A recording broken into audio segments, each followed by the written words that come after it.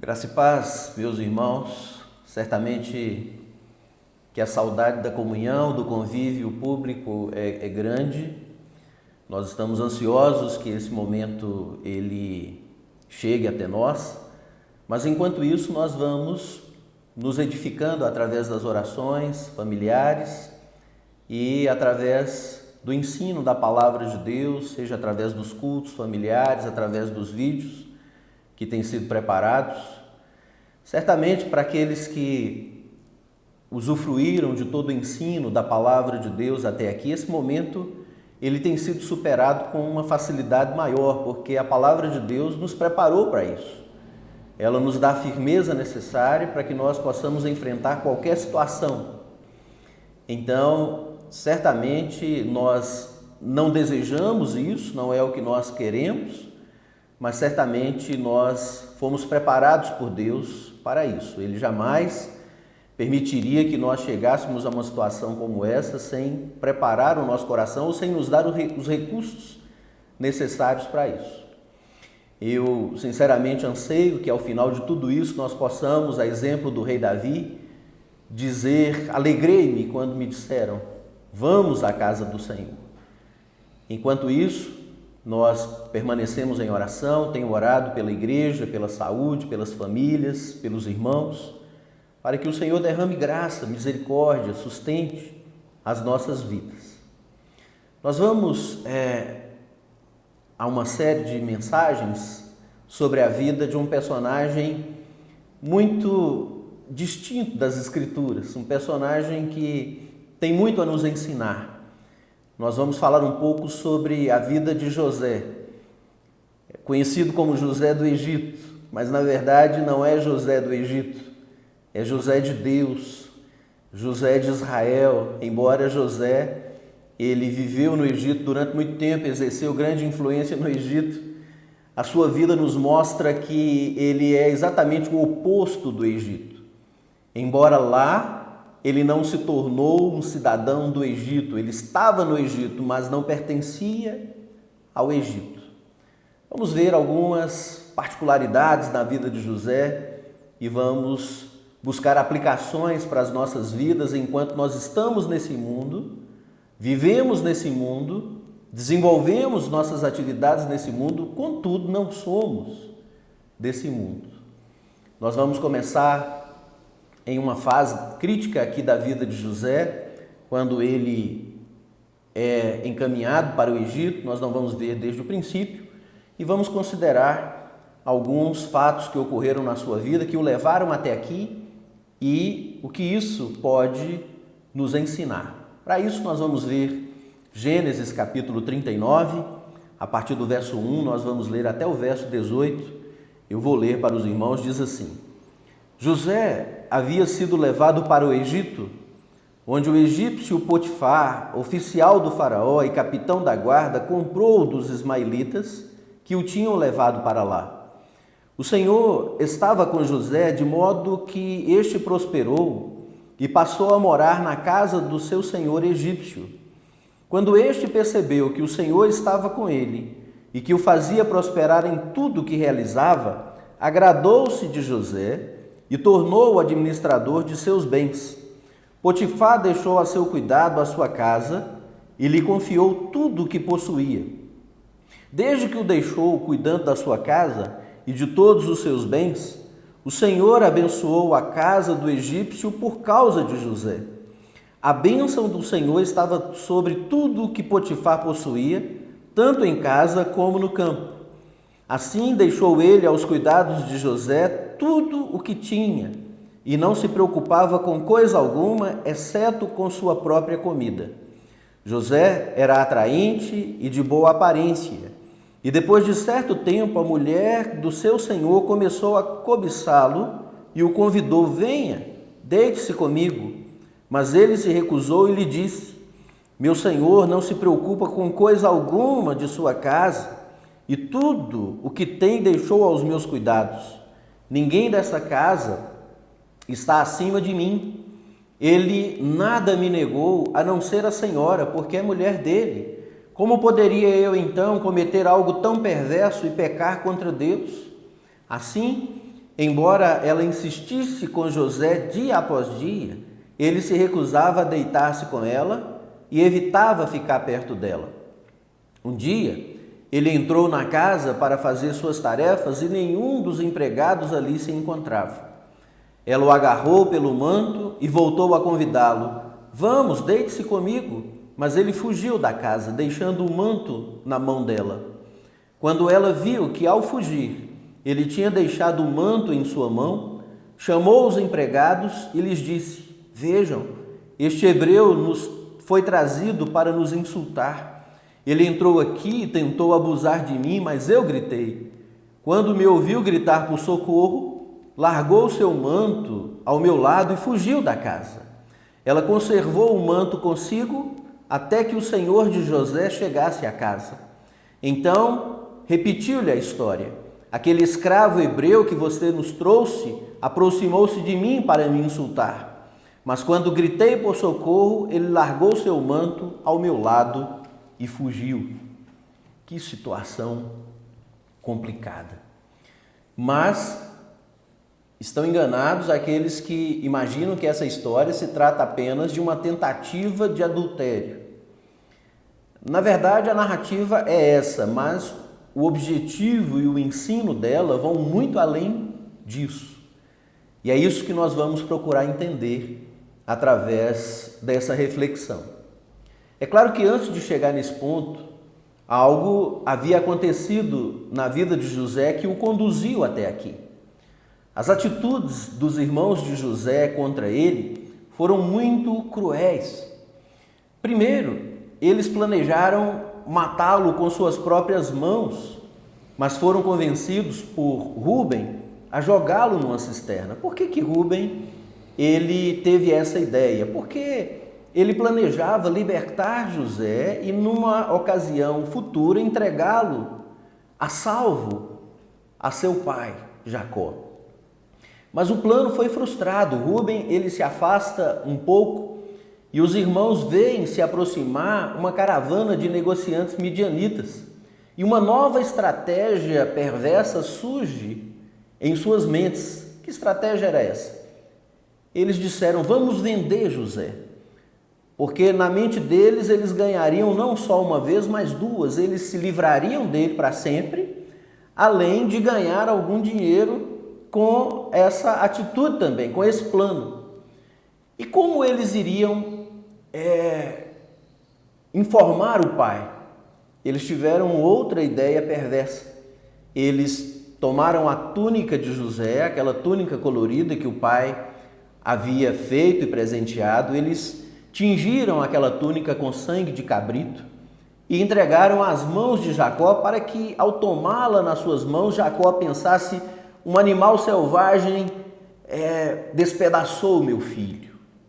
Ele foi morto por um animal selvagem.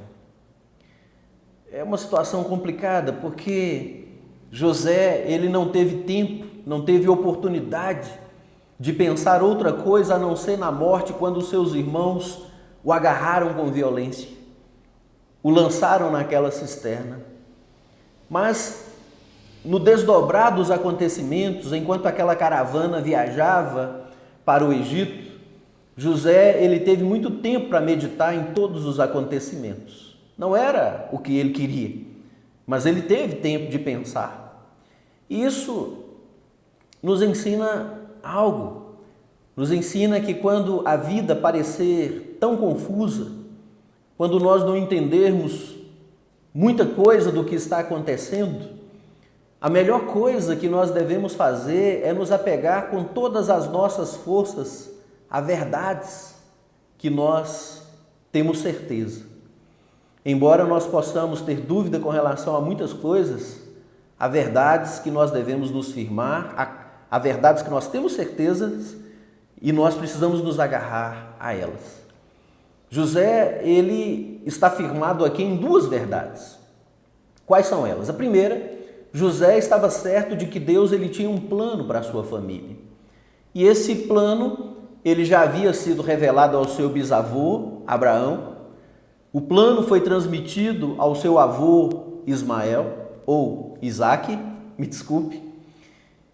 E esse plano, depois de ser transmitido ao seu avô Isaque, também foi passado ao seu pai, Jacó. Essa era uma certeza que ele tinha. Deus tinha um plano para a sua família. A segunda certeza que José tinha é que esse plano de Deus chamava a sua família a viver pela fé, a viver pela santidade. Esse plano maravilhoso que Deus tinha para a sua família os chamava a viver uma vida diferente daquela vida vivida pelo mundo ao seu redor. Mas os irmãos de José, eles não estavam interessados no plano de Deus. Através das suas atitudes fica muito claro que eles não estavam interessados na santidade, na fé que esse plano exigia. Mas José se interessava.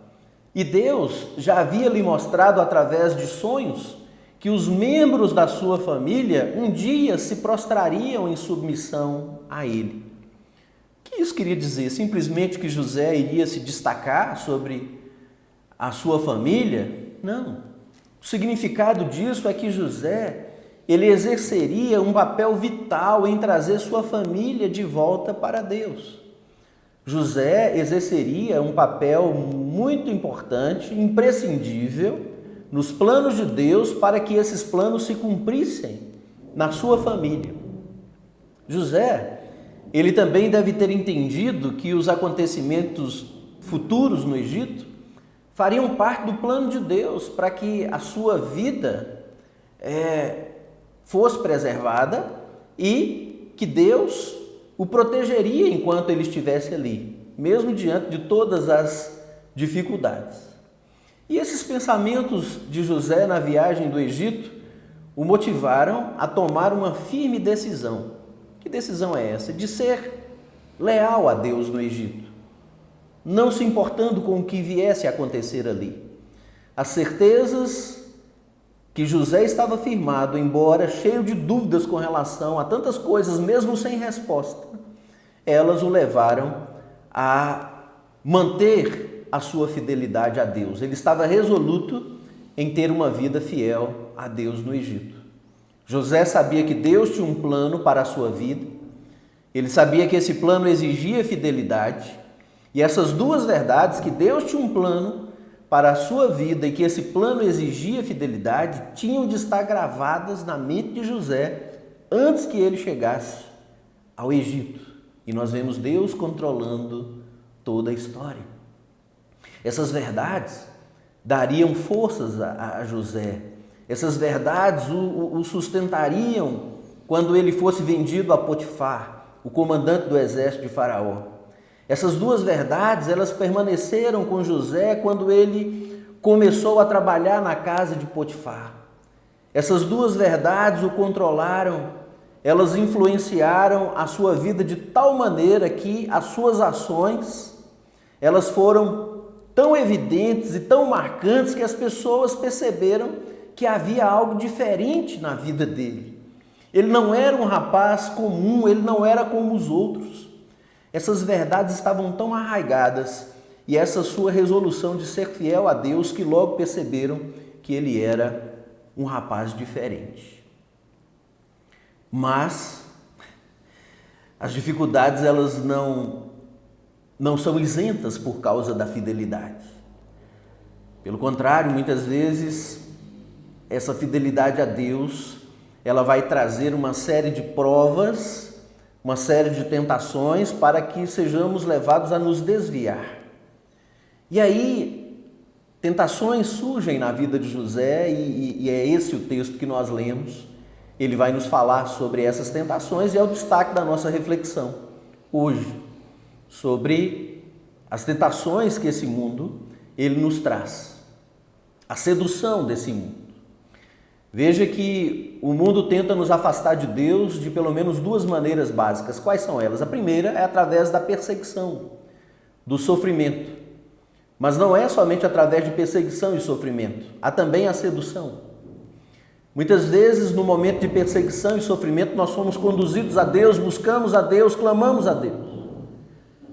Mas a sedução, ela tem se mostrado muito eficaz na vida de muitos servos que têm se comprometido com Deus. Muitas vezes essa sedução tem afastado muitos daqueles que estão dispostos a andar com Deus e eles abrem mão da santidade, da fé, por causa da sedução a que cedem. Então, por algum tempo, tudo correu bem lá no Egito para José. Ele foi comprado por Potifar, ele ganhou a confiança do seu senhor e logo ele foi promovido à posição de supervisor de toda a casa de Potifar. Mas nessa resolução de seguir a Deus, existem obstáculos e isso exige fidelidade. Então, algo terrível caiu sobre a vida de José, algo que desafiou sua decisão de viver para Deus. Olha só o que nos diz o verso 7. E depois de certo tempo, a mulher do seu senhor começou a cobiçá-lo e o convidou: venha, deite-se comigo. Não era uma tentação pequena, não era uma tentação simples. Tudo indica que a esposa de Potifar era uma mulher atraente e o problema não é só que ela era atraente, a questão é que ela era também persistente. Veja o que diz o verso 10 de Gênesis 39. Assim, embora ela insistisse com José dia após dia. É muito difícil enfrentar tentações ocasionais. Às vezes a tentação aparece de repente, às vezes a sedução aparece no momento em que nós não esperamos, e muitas vezes é difícil lidar com esse tipo de tentação. Mas uma tentação que persiste dia após dia, ela é ainda mais difícil. Seria mais fácil para José ter cedido à tentação. Muito mais fácil. Ele poderia ter pensado em todas as dificuldades, ele poderia ter pensado em todas as injustiças de seu passado e poderia ter se sentido no direito de tomar outra direção. Como que dissesse no seu íntimo: olha, eu já enfrentei tantos problemas que eu mereço pelo menos um pouco de prazer. Ele poderia ter pensado: olha, será apenas dessa vez? E depois que isso acabar, eu vou clamar a Deus para que Ele me perdoe. Você conhece esses pensamentos? José poderia ter dito: um pecado só. Isso não é algo tão mal para alguém que já passou por tudo que eu passei. Eu tenho direito. Claro que você já ouviu isso. Claro que esses pensamentos, eles vêm muitas vezes à sua mente. Sempre, meus irmãos, nós podemos encontrar maneiras de racionalizar. Nós sempre podemos encontrar desculpas, apresentar desculpas quando nós desejamos ceder à tentação, seja ela qual for. Mas José, ele não seguiu por esse caminho, ele lutou para que, ao invés disso, permanecer firme e não ceder. Ele lutou por isso. E aí, o que foi que ele fez? Como reagir diante da tentação? Às vezes, nós não sabemos lidar com as tentações. E nós achamos, enganados, que ser tentado é uma obrigatoriedade ao pecado. Mas não é. Tentação é algo diferente de pecado. Tentação não te obriga a pecar. Então veja 3 estratégias que José ele usou nessa situação, estratégias que podem, devem ser usadas por nós. Primeira estratégia, ele argumentou com a esposa de Potifar. Veja o que ele diz no verso 9. Ninguém dessa casa está acima de mim, ele diz para ela. Ele nada me negou, se referindo a Potifar, a não ser a senhora, porque é a mulher dele. Como poderia eu, então, cometer algo tão perverso e pecar contra Deus? José, ele ressalta a santidade do casamento. Ele considerava o casamento algo tão sublime, algo tão importante, que ele não permitiu que fortes impulsos físicos e ele não permitiu que sentimentos momentâneos o arruinassem. A senhora é a esposa dele. Como é que eu posso cometer algo tão perverso contra Deus? A santidade do casamento tornou para José aquela proposta muito séria. Aquilo que a esposa de Potifar o estava propondo era algo muito sério, porque ele considerava em alto nível a santidade do casamento. Ele diz: como poderia eu então cometer algo tão perverso e pecar contra Deus? Casamento, algo sério, algo de nível elevadíssimo aos olhos de Deus. Então, o fato de que alguma atitude seja pecado, isso tem feito pouca diferença na vida de muitas pessoas hoje em dia. É triste. Algumas pessoas simplesmente olham a situação e não estão nem aí se é pecado ou se não é pecado aos olhos de Deus. Mas o simples fato de saber que Deus considera algo pecado, isso deveria ser suficiente para que ele seja evitado a todo custo. Nós não devemos procurar desculpas para pecar, mas forças em Deus para fazer o que é certo. Vigiem e orem, o Senhor Jesus Cristo disse, para que não caiam em tentação. O espírito, na verdade, está pronto, mas a carne é fraca. Nós não podemos considerar pecado como algo sem importância. Nós devemos olhar para a santidade de Deus e buscá-la e considerá-la diante das propostas de sedução que vêm até nós. Segunda estratégia utilizada por José, José evitou as oportunidades de tentação. Olha só, de novo o verso 10. Assim, embora ela insistisse com José dia após dia, ele se recusava a deitar-se com ela e evitava ficar perto dela. José evitava ficar em situações onde a esposa de Potifar pudesse tentá-lo de novo. Então nós vemos muita sabedoria aqui. Se nós queremos evitar o pecado, nós devemos ficar longe de lugares, longe de pessoas, longe de coisas que nos induzem ao pecado. Nós não podemos fugir do mundo, mas o fato de estar no mundo não significa que nós devemos nos colocar em situações onde nós sabemos que haverão grandes tentações. Primeiro José argumenta, depois José evita. E a terceira estratégia de José, qual é? José fugiu da tentação. Olha só o que nos diz o verso 12. Ela o agarrou pelo manto e voltou a convidá-lo: vamos, deite-se comigo. Mas ele fugiu da casa, deixando o manto na mão dela.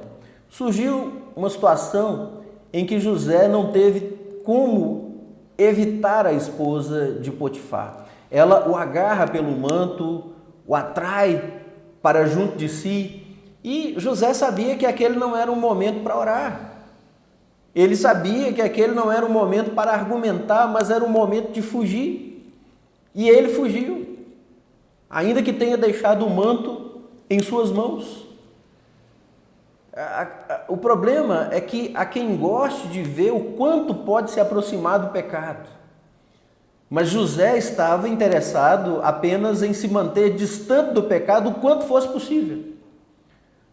Algumas pessoas, cedendo às tentações do diabo, dizem: não, eu suporto, eu quero ver até onde eu consigo ir. Você não irá muito longe se pensar dessa forma.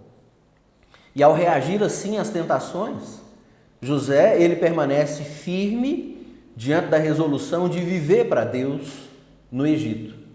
Se ele não tivesse se comportado dessa maneira, ele seria igual aos seus irmãos. Se ele não tivesse agido assim, ele estaria desqualificado para liderar sua família, para trazer sua família de volta ao caminho de Deus. Se ele cedesse às tentações e não agisse dessa maneira, José, estaria desqualificado a ser um instrumento de cumprimento do plano de Deus.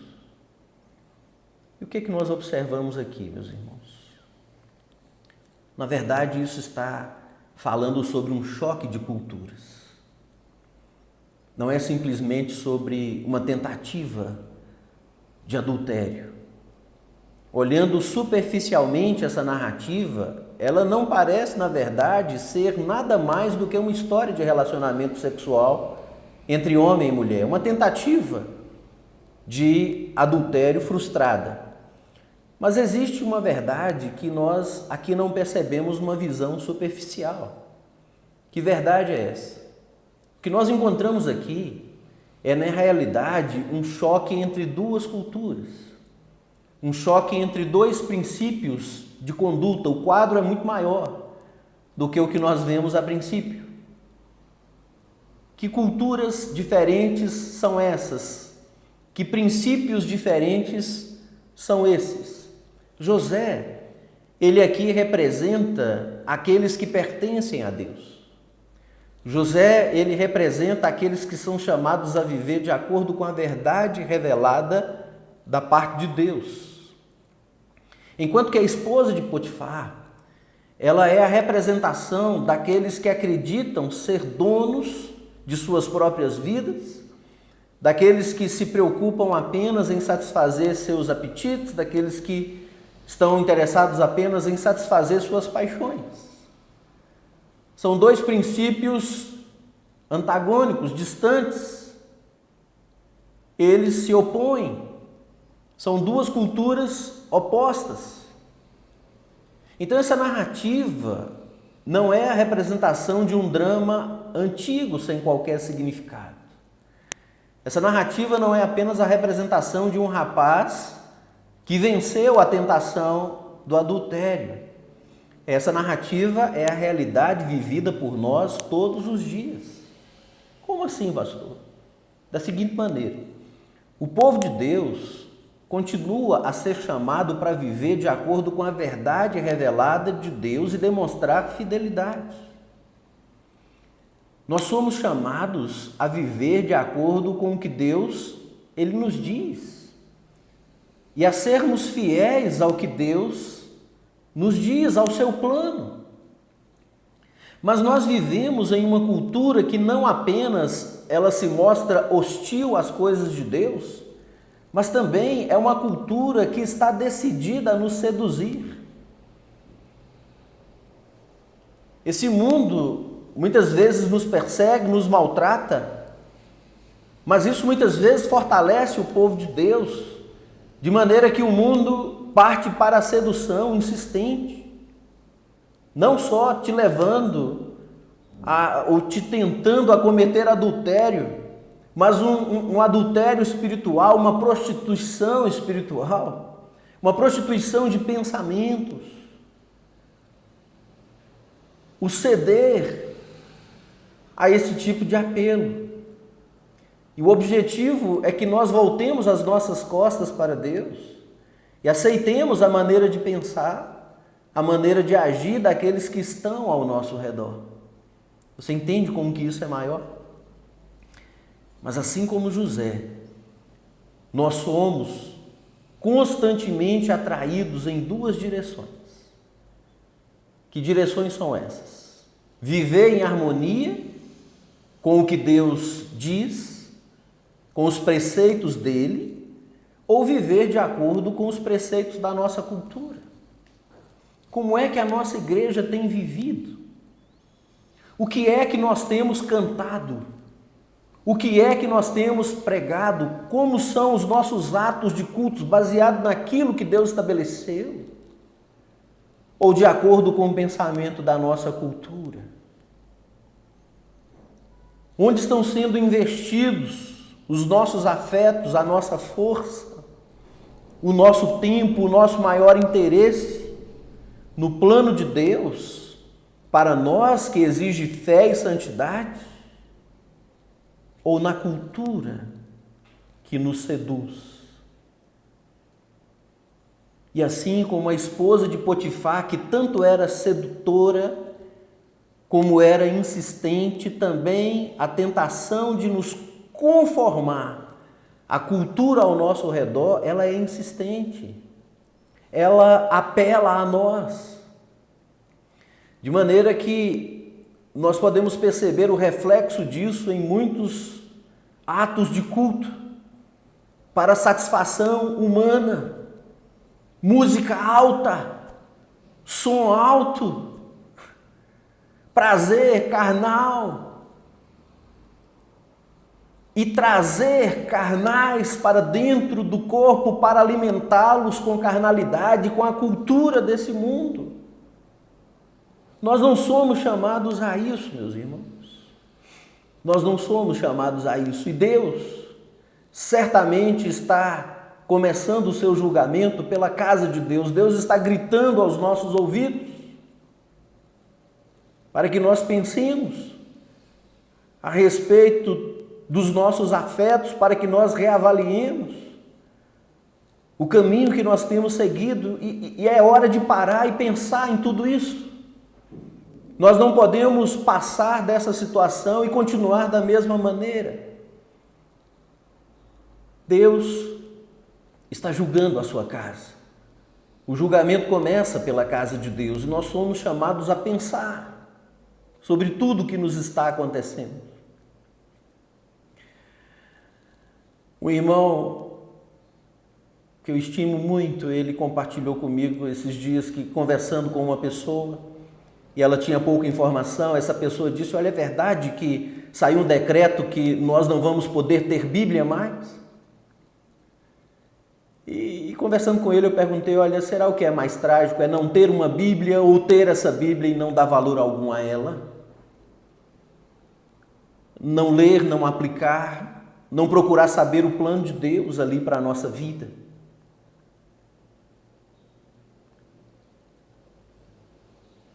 Como podemos permanecer firmes para Deus quando nós somos seduzidos com a tentação de sermos como as outras pessoas do mundo? Como? A única resposta é que, à semelhança de José, nós temos que nos apegar à palavra de Deus. Ela é tudo, meus irmãos. Precisamos nos apegar de todas as nossas forças à palavra de Deus. A questão aqui não é somente de adultério físico, a questão é de pensamento, de comportamento cultural. Nós temos uma cultura bíblica ou nós temos uma cultura mundana? Nós temos um pensamento bíblico ou nós temos um pensamento do mundo? Porque a Bíblia nos ensina o que é certo e o que é errado. A Bíblia nos mostra que o errado é uma grave afronta contra o Deus Todo-Poderoso. A Bíblia nos diz que Deus vê e sabe tudo o que nós pensamos e tudo o que nós fazemos. A Bíblia nos ensina que um dia teremos de comparecer diante dele e prestar contas das nossas vidas. Meus irmãos, está mais do que provado, e nós sentimos aqui hoje essa falta de que nós não nos reunimos para shows ou para deleite humano, físico, carnal apenas. Nós sentimos falta de estarmos juntos em volta do Senhor, da sua mesa, da sua palavra, da comunhão. É isso que nos falta. Tudo mais nós podemos encontrar aí fora. Se nós confiamos que Deus tem um plano para a nossa vida e que esse plano exige fidelidade, nós seremos fiéis. Nós veremos a poderosa mão de Deus agindo em nosso favor e em favor de outros através da nossa vida, seja qual for a situação. Duas culturas, dois pensamentos, e eles são opostos. Nós precisamos pensar sobre isso. Durante muito e muito tempo, nós temos sido seduzidos por uma cultura que tem nos atraído cada vez mais e mais. e a igreja tem se deixado levar por ela. Mas Deus, em sua grande misericórdia, Ele está sacudindo nossas bases, Ele está nos chamando a pensar e a avaliar como é que nós temos vivido a nossa vida. A palavra de Deus nos diz em 1 Pedro, capítulo 4, 1 e 2, eu vou ler para os irmãos, diz assim: portanto, uma vez que Cristo sofreu na carne, armai-vos também desse mesmo pensamento, pois aquele que sofreu na carne já está livre do pecado, para que no tempo em que ainda vos resta na carne, não continueis a viver para os desejos dos homens, mas para a vontade de Deus. O tempo que nos resta nesse mundo precisa ser vivido, não cedendo à sedução desse mundo, não para o desejo dos homens, mas para a vontade de Deus. Deus vai nos tirar dessa situação. A minha pergunta não é se ela vai passar ou se não vai passar. A minha pergunta é o que será depois que ela passar. Teremos aprendido a lição? O meu desejo é que Deus nos abençoe e nos discipline para que nós possamos pensar biblicamente em tudo que está ao nosso redor, que nos firmemos em nossas certezas, que nos apeguemos à palavra de Deus e que rejeitemos a sedução da cultura desse mundo. Que Deus nos abençoe. Vamos orar. Senhor, nós te agradecemos pela vida e exemplo de José. Agradecemos por sua palavra. E, ó meu Deus, nós lhe pedimos que por graça e misericórdia fale ao nosso coração. Obrigado porque o Senhor tem gritado aos nossos ouvidos através de tudo que nos tem acontecido. E nós pedimos ao Senhor, meu Deus, que quando tudo isso passar, que o Senhor fortaleça o seu povo, que nós possamos ter o pensamento certo, o pensamento bíblico, a motivação certa, a motivação bíblica, que a nossa vida e o nosso pensamento estejam alicerçados nos seus planos para nós e na certeza de que esse plano exige de nós fé e fidelidade. Meu Deus, faz de nós um povo fiel, livra-nos da sedução maldita desse mundo, livra-nos de sermos uma igreja mundana e faz de nós uma igreja santa, agradável aos seus olhos. É o que nós te pedimos. E peço ainda, meu Deus, que o Senhor nos abençoe, que o Senhor nos guarde, que o Senhor faça resplandecer seu rosto sobre nós e tenha misericórdia de nós, que sobre cada um de nós, sobre a Igreja Batista da Ressurreição, sobre todo o seu povo na terra, meu Deus, levanta sobre nós o seu rosto bondoso, dê-nos a sua preciosa paz, em nome de Jesus. Amém e amém. Deus te abençoe, meu irmão, minha irmã.